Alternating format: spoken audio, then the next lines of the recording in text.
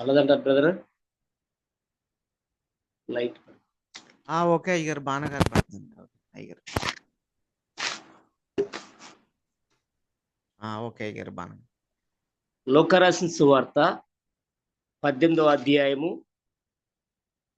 లోక రాసిన సువార్త 18వ అధ్యాయము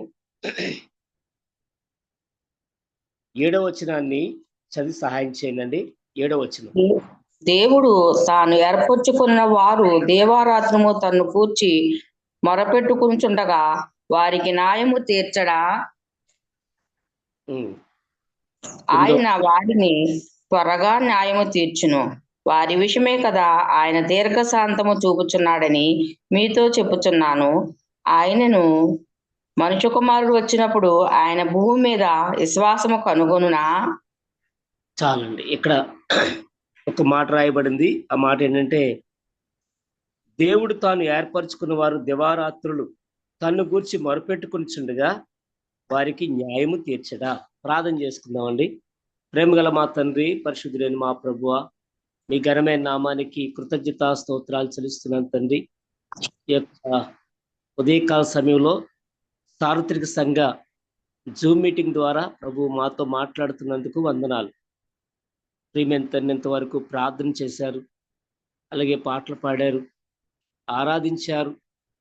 జీవం గల మా తండ్రి, సమయంలో జీవం గల మీ వాక్కుల కొరకై మేమందరూ ఎదురు చూస్తుండగా మాతో మాట్లాడమని యేసుక్రీస్తు నామములో ప్రార్థిస్తున్నాను తండ్రి, ఆమేన్.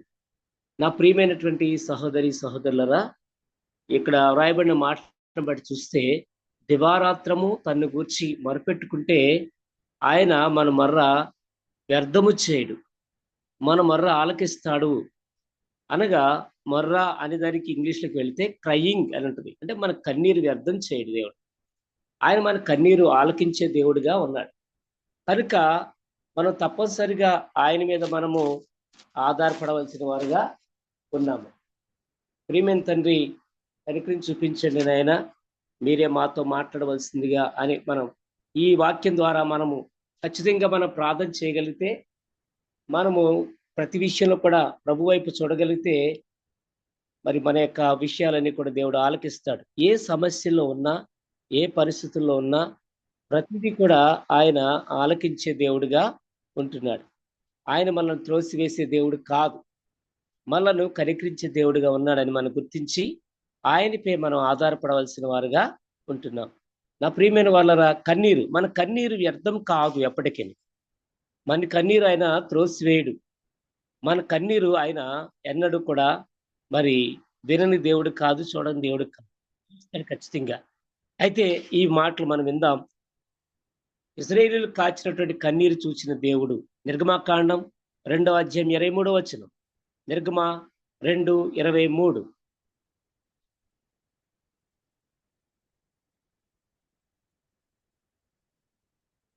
నిర్గమాకాండం 2వ అధ్యాయం 23వ వచనం. అలాగున అనేక దినములు జరిగిన మీదట ఐగుప్తు రాజు చనిపోయెను. ఇశ్రాయేలు తాము చేయుచున్న వెట్టి పనులను బట్టి నిట్టూర్పులు ఇడుచుచు మొరపెట్టుచుండగా తమ వెట్టి పనులను బట్టి వారు పెట్టిన మొర దేవుని వద్దకు చేరెను. అక్కడ ఎవరు రాయబడిందంటే, ఇశ్రాయేలీయులు పెట్టేటువంటి మొర్ర ఆయన యొక్క సన్నిధికి చేరింది.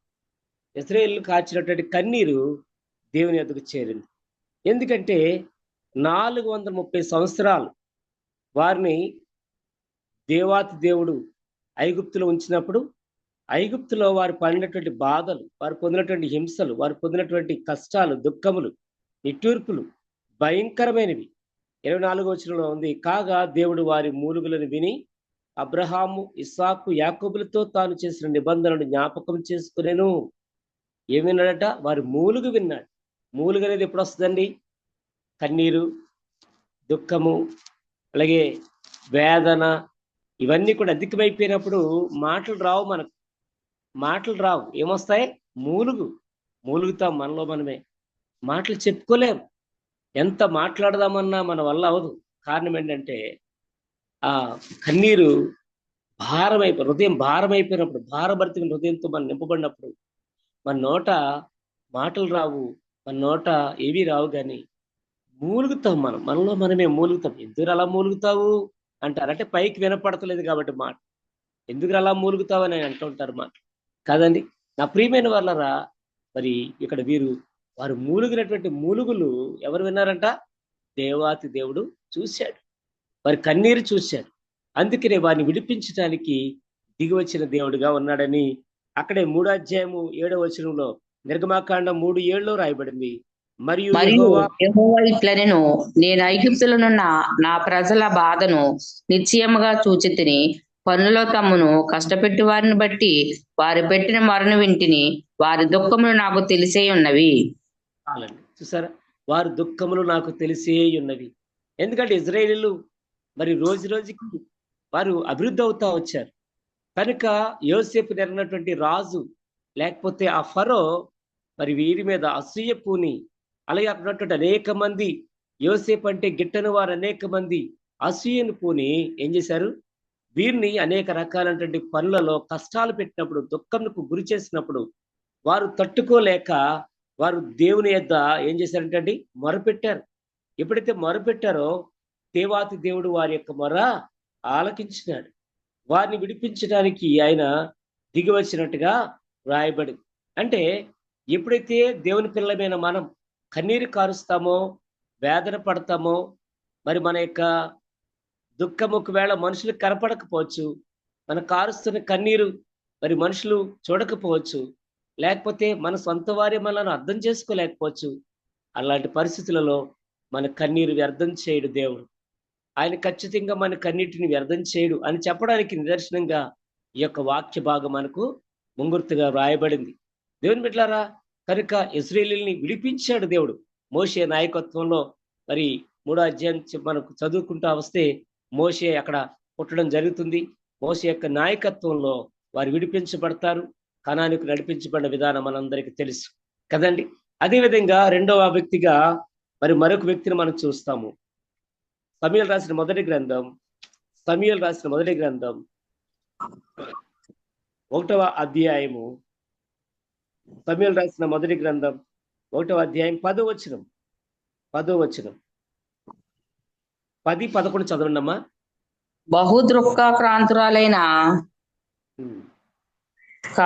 వచ్చి యెహోవా సన్నిధిని ప్రార్థన చేయొచ్చు, బహుగా ఏడ్చుచు, సైన్యములకు అధిపతి యెహోవా, నీ సేవకురాలైన నాకు కలిగి ఉన్న శ్రమను చూచి నీ సేవకురాలనైన నన్ను మరువక జ్ఞాపకము చేసుకుని నీ సేవకురాలనైన నాకు మగపిల్లను దయచేసిన ఎడల వాని తల మీదకి క్షౌరపు కత్తిని వెన్నటికి రానియక వాడు బ్రతుకు దినములన్నిటను నేను వానికి యెహోవానగు నీకు అప్పగించునని మొక్కుబడి చేసుకునేను. ఆమె యెహోవా సన్నిధిని ప్రార్థన చేయుచుండగా ఏలి ఆమె నోరు కనిపెట్టుచుండెను. చూసారండి, ఇక్కడ ఎవరు కనిపిస్తున్నారంటే హన్నా కనిపిస్తా ఉంది. ఈమె తనకున్నటువంటి దుఃఖం ఏంటంటే ఆమె మరి బిడ్డలు లేనిదిగా ఉంది, సంతానం లేనిదిగా ఉంది. ఆమె జీవితంలో అన్నీ ఉన్నాయి. భర్త ఉన్నాడు, ఆస్తి ఐశ్వర్యాలు ఉన్నాయి, అష్టైశ్వర్యాలు కలిగినటువంటి ధనవంతురాలు ఆమె. అందుకే వారు ఏటేటా మరి వారు షిలోహు మందిరంకి వెళ్ళి అక్కడ ప్రభుకు ఏమండి మరి అక్కడ అర్పణ అర్పించి వచ్చేవారు. ప్రతిష్టార్పణలు, అన్ని రకాల అర్పణలు అర్పించి వచ్చేవారు. ఆ విధంగా మరి వారు చాలా ధనవంతులు, అన్నీ ఉన్నాయి. కానీ తన కవుగిట బిడ్డలేడు. అమ్మ అని పిలిపించుకోవడానికి ఎవరు లేని కారణం చేత ఆమె ఎంతో దుఃఖపడుతూ వచ్చింది. ఆమె యొక్క దుఃఖము, ఆమె యొక్క వేదన అంత ఇంత కాదు. అందుకనే ఇక్కడ 10వ వచనంలో అంటున్నాడు కదా, ఏమంటున్నాడంటే మనందరికీ తెలుసు అన్న మరి దేవుని యొక్క మందిరానికి వెళ్ళి, షిలోహు మందిరానికి వెళ్ళి ఎంతగా కన్నీరు కార్చిందో కదండి. ఏలి ముందర అక్కడ రాయబడింది, వారు షిలోహులో అన్నపానలు పుచ్చుకొని తరువాత అన్న లేచి యాజకుడైన ఏలి ముందర స్తంభము దగ్గరనున్న ఆ ఆసనం మీద కూర్చుని ఉండగా బహు దుఃఖాక్రాంతురాలై వచ్చి యెహోవా సన్నిధిని ప్రార్థన చేయొచ్చు, బహుగా ఏడ్చొచ్చు.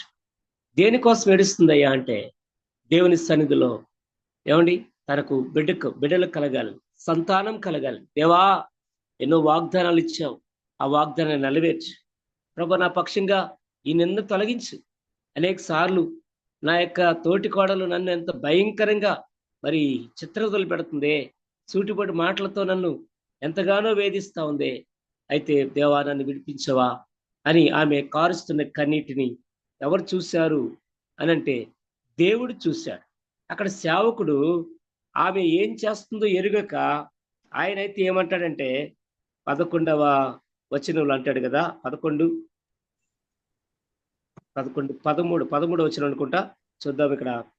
ఆమె ఆమె పెదవులు మాత్రము కదులుచుండి ఆమె స్వరము వినబడి ఉండెను గనుక ఏలి ఆమె మత్తురాలి విన్నదనుకుని, ఎంతవరకు నువ్వు మత్తురాలై ఉందువు, నీవు ద్రాక్షారసమును నీ యొద్ద నుండి తీసివేయమని చెప్పగా, అన్న అది కాదు నా ఏలినవాడా, నేను మనోదుఖము గలదానై ఉన్నాను.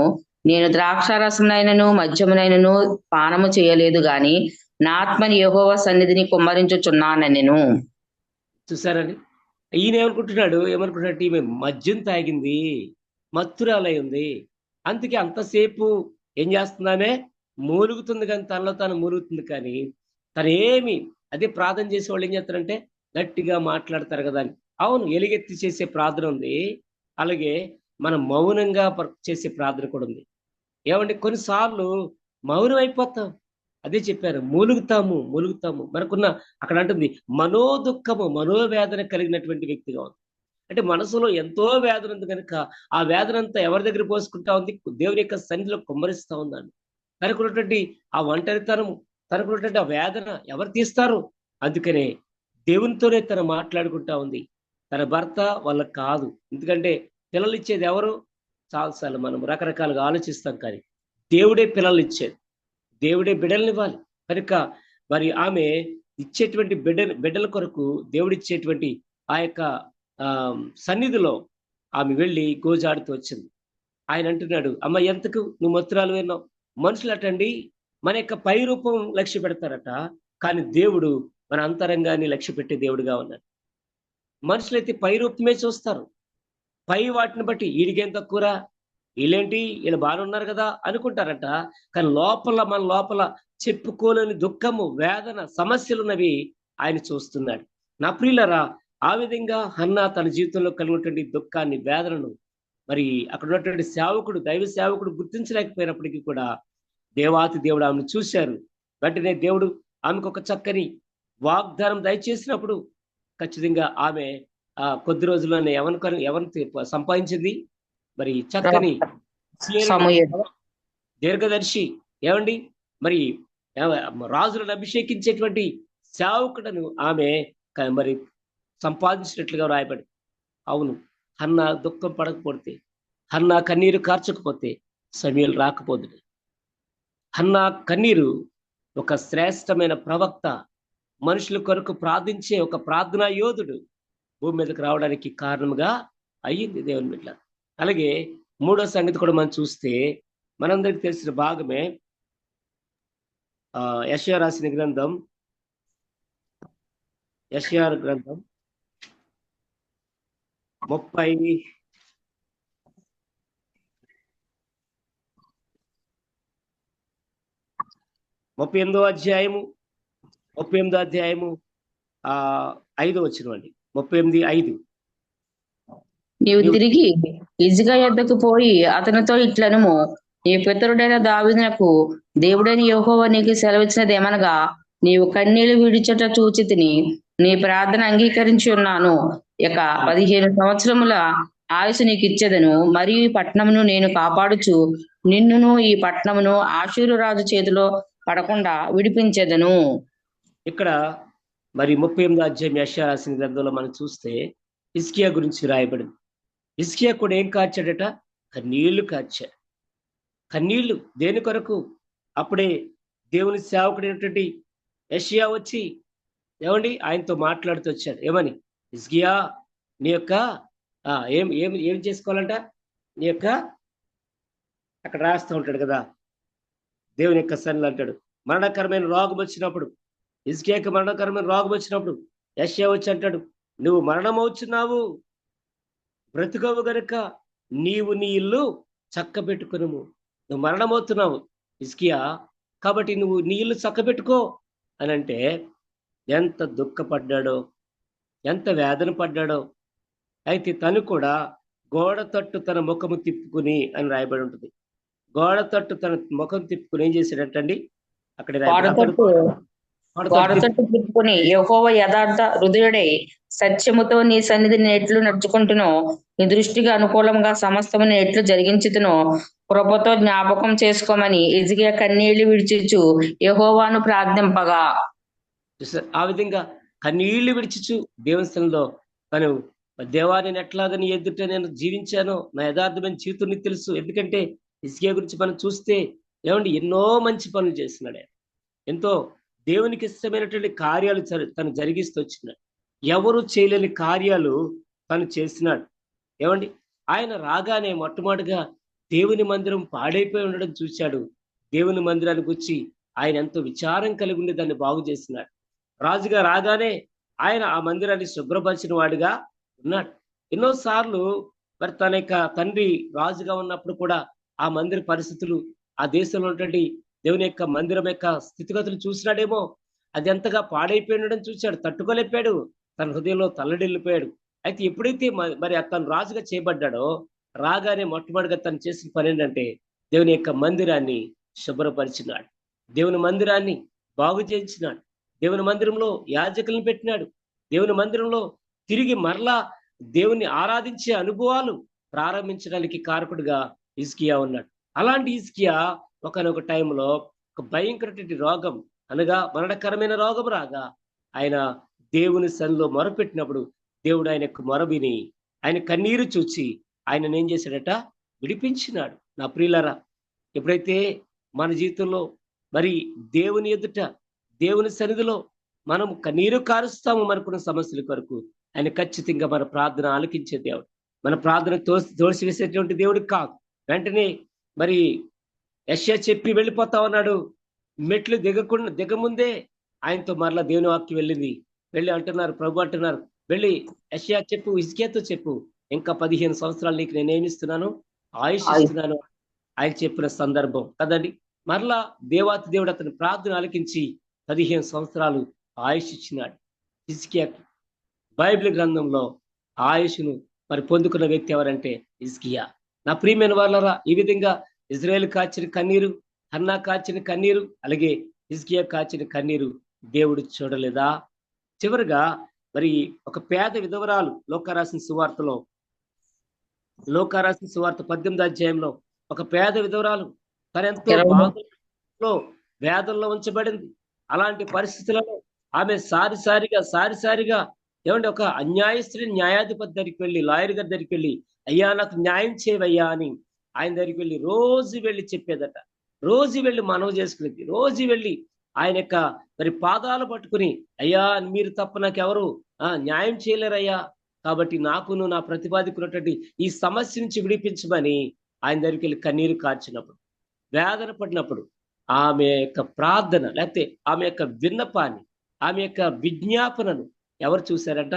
అన్యాయస్తుడి న్యాయాధిపతి చూచి, ఆ అన్యాయస్తుడే దేవుని లక్ష్యం చేయని వాడే, దేవుడంటే గిట్టని వాడే, కానీ చివరికి తన హృదయంలో నొచ్చుకొని బాధపడి, అయ్యో ఈ విధవరాలు మాటికి నా ఎదురుకు రాకుండా, నాకు గోజాడకుండా ఈమెకి న్యాయం చేసి పంపిస్తానని అన్యాయస్తుడే కానీ న్యాయం చేసి ఆమెను పంపించినట్టుగా రాయబడింది. ఇక్కడ ఒక మాట ప్రభు యేసుక్రీస్తు ప్రభులు వారు సర్వ సమాజానికి ఇప్పుడు వాక్యం వింటున్న మనకు చెప్తున్న మాట ఏంటంటే 7వ వచనంలో ఏమంటున్నాడంటే, దేవుడు తాను ఏర్పరచుకుని వారు దేవారాత్రము తన్ను గూర్చి మొరపెట్టుకొని చుండగా వారికి న్యాయము తీర్చడా,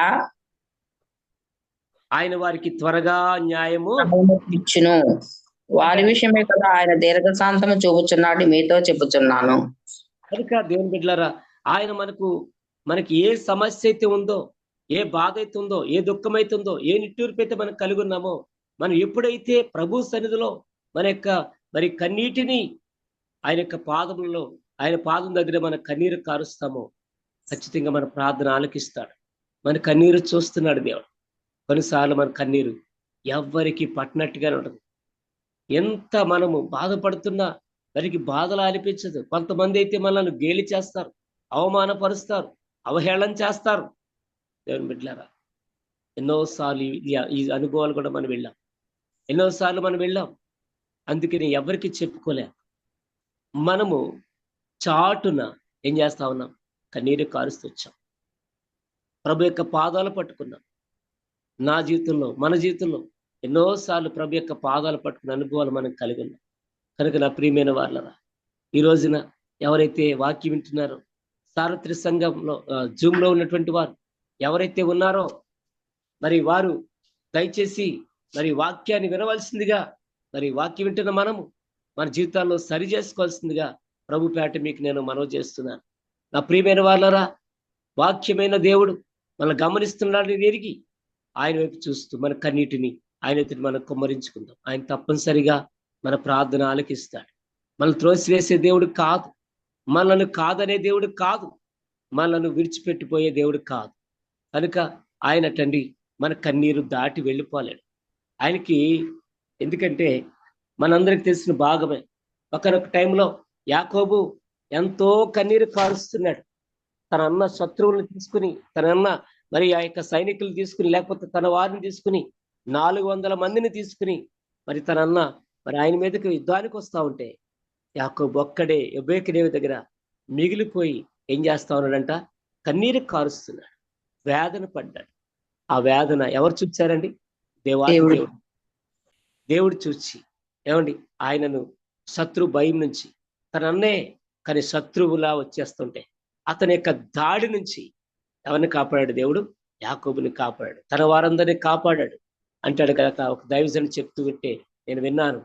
ఆయనంట యాకోబు తెల్లవారిపోతుంది, నేను వెళ్ళిపోవాలి, కానీ తెల్లవారిపోతుంది అనే దానికి ఆయన చెప్పిన మాట, యాకోబు నువ్వు కారుస్తున్న కన్నీరు బొట్టుందే, అవి భూమి మీద పడతా ఉంటే నేను తట్టుకోలేకపోతున్నానయ్యా, నేను ఇక్కడి నుంచి వెళ్ళలేకపోతున్నాయ్యా, నువ్వు కారుస్తున్న కన్నీరు నన్ను ఆపేస్తా ఉంది వెళ్ళలేకుండా.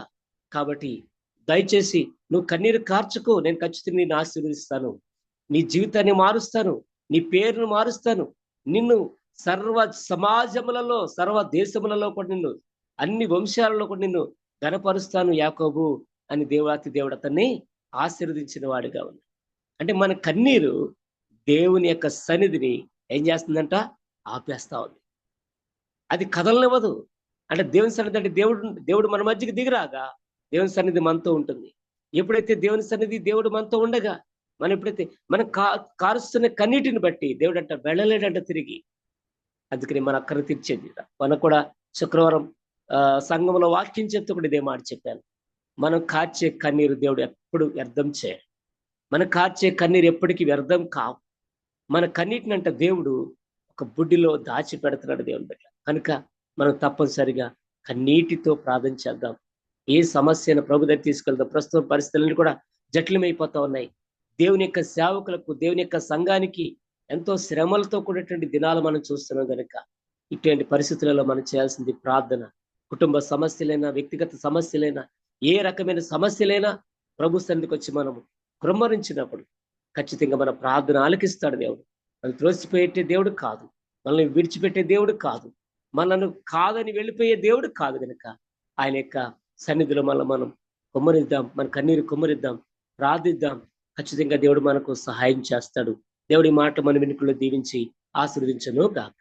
ఆమేన్. ఆమేన్. ఆమేన్. దేవునికి స్తోత్రం. ఈ రోజు మరి చక్కటి మాటలు చెప్పిన పాస్టర్ గారికి వందనాలండి.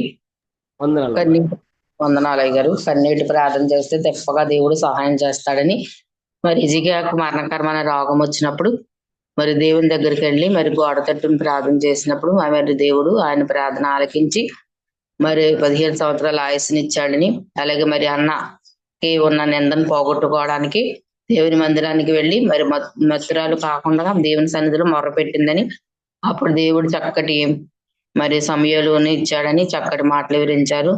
అలాగే మరి పేదరాలను కూడా దేవుడు ఆస్వాదించి మరి మాటి మాటికి గోజాడుతుందని ఆమె కూడా మరి ఆమె విన్న మరణ విని మరి అక్కడ ఉన్నటువంటి మరి అధిపతికి జాలి కలిగి ఆమె కూడా సహాయం చేశాడని, మన కన్నీటితో ప్రార్థన చేస్తే ఎట్టి కార్యమునైనా దేవుడు నెరవేరుస్తాడని మరి మన మూలుగుచ్చు కన్నీటితో ప్రార్థన చేయాలని చక్కటి మాటలు వినిపించిన పాస్టర్ గారు వందనాలండి. వాక్య నిమిత్తం మన మధ్యలో ఉన్న బ్రదర్ గారు ప్రార్థన చేస్తారు.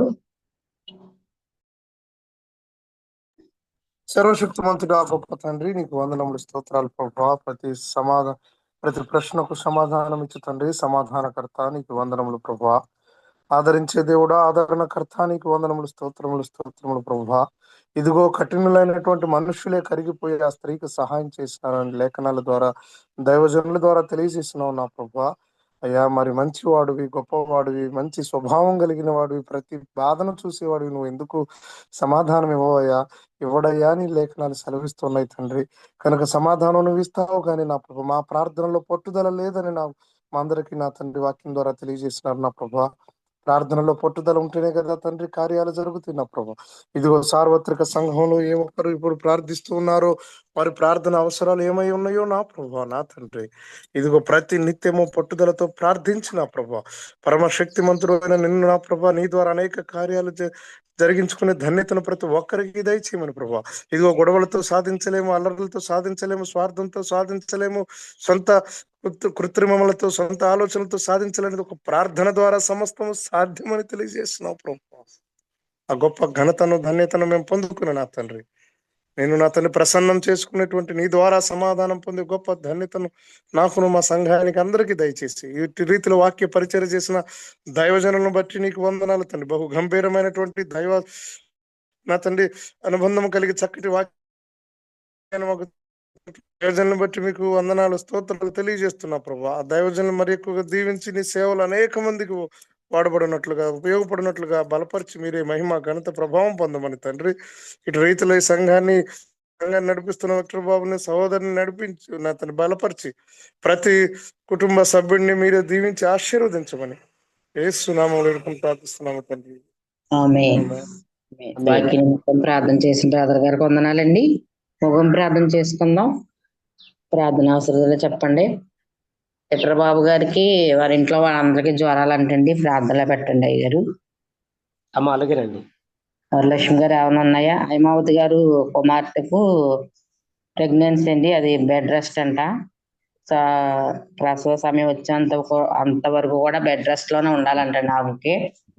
ఆ విషయంలో కూడా ప్రార్థన పెట్టండి, ప్రార్థనలో పెట్టండి ఆ విషయం కూడా. వరలక్ష్మి గారు రక్షణ గురించి ప్రార్థించండి. ఏంటండి? ఆయన గారికి రక్షణ గురించి, వరలక్ష్మి గారి భర్త కోసం కూడా ప్రార్థనలో పెట్టండి. మారు మనసు కావాలని, మరి చర్చికి వెళ్ళవట్లేదంటే ఇబ్బంది పెడుతున్నారంట ఆవిడ్ని. ఆయన గురించి కూడా ప్రార్థనలో పెట్టండి అయ్యారు. అలాగేనమ్మా, ప్రార్థన చేద్దాం. ప్రేమ నమ్మకం కలిగిన మా ప్రియ పరలోకపు తండ్రి, మా ప్రభువా, ఈ ఘనమైన అతి శ్రేష్టమైన నామానికి ఈ యొక్క ఉదయకాల సమయంలో సార్వత్రిక సంఘ జూమ్ మీటింగ్ ద్వారా మా అందరితో మాట్లాడుతూ ప్రేమిస్తూ ఎంతో మంది సేవకులు, దేని యొక్క సేవకురాండ్రు, పరిశుద్ధులు ఇటు కార్యక్రమంలో పాల్పొందుతూ నిన్ను ప్రభు మహింపరుస్తుండగా మీకే స్తుతులు, స్తోత్రాలు చెల్లిస్తున్నాను తండ్రి. దేవ, అడ్డుకునే ప్రతి శక్తిని యేసునామములో బంధిస్తూ మీకే సమస్తమును అప్పగించుకుంటూ దేవా, ఎక్కడ కూడా ఈ కార్యక్రమానికి శత్రువు ఆటంకపరచకుండా నడిపిస్తున్నందుకు వందనాలు. మీ బలమైన హస్తాన్ని మాకు తోడుగా ఉంచి నడిపిస్తున్నందుకు స్తోత్రం. ఎంతో మందికి ఇది దీవెనకరంగా, ఆశీర్వాదకరంగా ఉంచినందుకు స్తోత్రం చెల్లిస్తున్నాను. ప్రియమైన తండ్రి, ప్రభా, ఈ సమయంలో హైమోతి గారి యొక్క కుమార్తె కొరకు ప్రార్థిస్తున్నానయ్యా. ఈ దాసురాలకు ఉన్నటువంటి సమస్య మీరు చూస్తున్నారు అయ్యా. మరి తను ప్రెగ్నెంట్ దేవ, తగిన కాలంలో చక్కని మరి శ్రేష్టమైన ఆరోగ్యవంతమైన బిడ్డకు జన్మించగలిగా అభిషేకించండి. అవసరం ఆరోగ్యం సమృద్ధిగా దయచేయమని ప్రార్థిస్తున్నాను. అదేవిధంగా తన ప్రభా, మరి నాయన వరలక్ష్మి గారి యొక్క భర్తకు సంపూర్ణ విడుదల సమాధానం దయచేయండి. ఆయన ప్రభా, నేను రుచి చూసి ఎరిగినట్లు సహాయం చేయమని ప్రార్థిస్తున్నాను. నువ్వు గొప్ప దేవుడు, శ్రేష్టమైన దేవుడు అని ఆయన ఎరుగునట్లు కృపనివ్వండి. ఇదిగో ఇహలోక సంబంధమైన దేవత అనేక లేక మనోనేత్రాలకు గుడ్డితనం కలిగించాడు అయ్యా. దయచేసిన నీ ప్రజల యొక్క గుడ్డితనం నుంచి విడుదల పొంది నీ మహిమను చూచినట్లు అనేక మంది హృదయాలు తెరవమని ప్రార్థిస్తున్నానయ్యా. అలాగే సహోదరి గారిని బట్టి ప్రార్థిస్తున్నానయ్యా. దేవన తండ్రి దావీదు గారిని బట్టి ప్రార్థిస్తున్నాను. వారి కుటుంబాల కొరకు ప్రార్థిస్తున్నానయ్యా. కళ్యాణి గారిని బట్టి ప్రార్థిస్తున్నానయ్యా. సోన్ రాజు గారి కొరకు ప్రార్థిస్తున్నాను తండ్రి. మరియా గారు, రూబేన్ గారు, రోహన్ రాజు గారి ప్రార్థిస్తున్నాను అయ్యా. వారికి సమస్యలంటే విడిపించండి. తప్పక నీ సన్నిధిలో కాచిన కన్నీరు వ్యర్థం చేయనని తండ్రి ప్రభా, కన్నీటికి ఖచ్చితంగా సమాధానం ఉంటుందని అయ్యా నా తండ్రి మీరు సెలవిచ్చినటువంటి ప్రతి లేఖన భాగాన్ని బట్టి స్తోత్రం సహాయం చేయండి నాయన.